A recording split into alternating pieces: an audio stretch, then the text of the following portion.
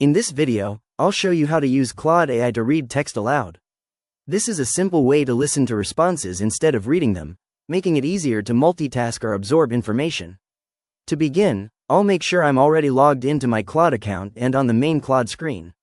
Next, I'll check if there's a text-to-speech or audio feature available in the interface. Now I'll generate a response by typing a prompt. For example, I might type, "Explain how digital marketing works in simple terms."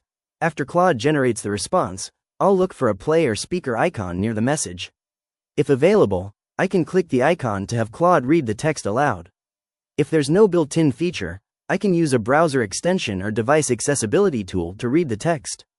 Claude can also help format responses to be more suitable for listening, such as shorter sentences or summaries. If needed, I can pause, replay, or adjust the audio settings depending on the tool I'm using. And that's it. I've successfully used Claude AI to read text aloud. If you found this tutorial helpful, please consider liking the video and subscribing for more quick AI tutorials and guides.